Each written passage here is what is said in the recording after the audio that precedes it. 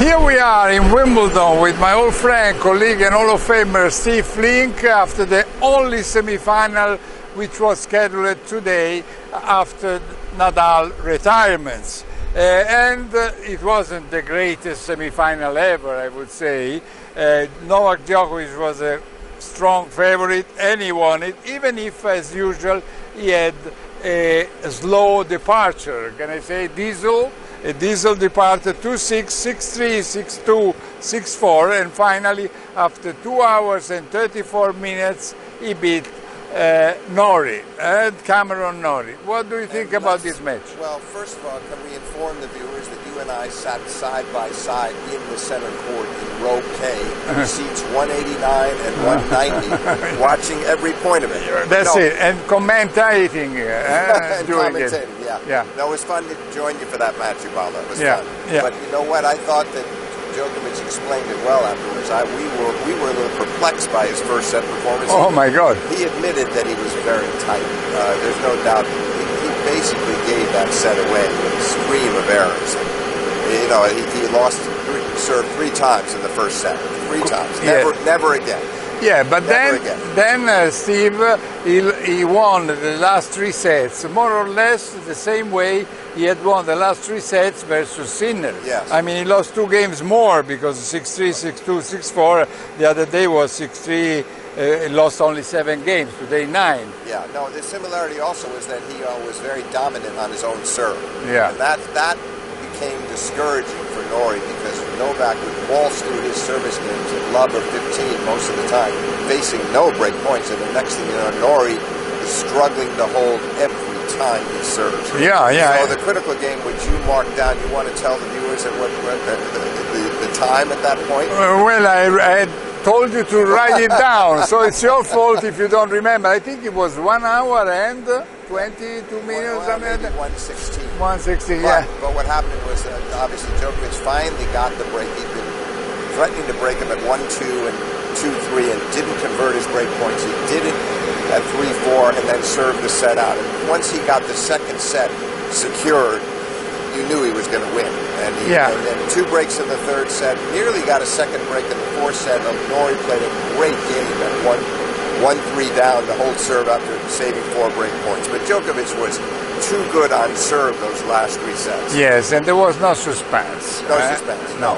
And he was better from the baseline. You knew he was the better player once he found his range, once he started to relax. Correct. And then, strangely enough, he had 14 break points versus Norrie and 14 break points versus Sinner the other day. So quite, and Sinner, of course, against Sinner, again we say he lost 2 games less. But I mean, the situation was very. It's proof, Ubaldo, of how much pressure he was putting them under continuously. Yeah. That they had to face that many break points meant that there was never a reprieve on serve.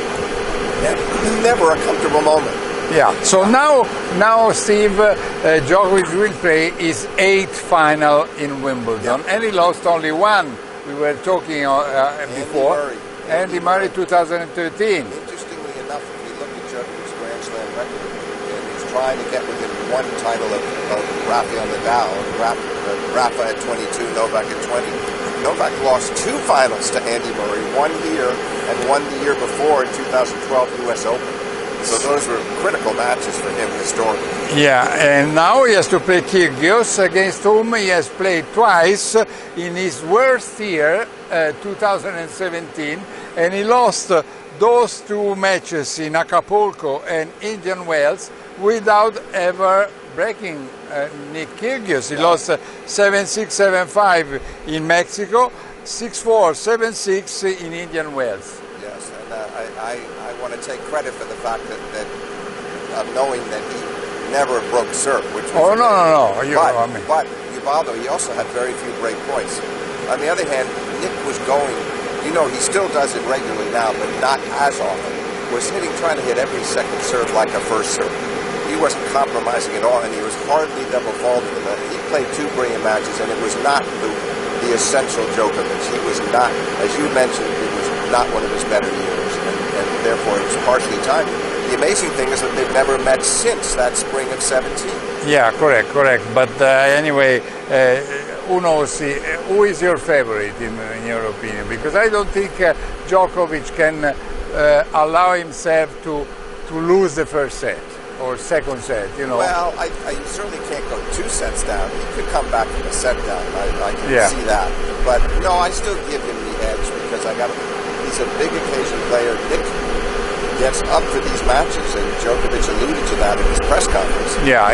However, I just think Djokovic, as a 6-time champion, going for number 7, going for number 21 in terms of Grand Slam titles, and he wants it so badly, and that he knows how to navigate the territory better than Nick.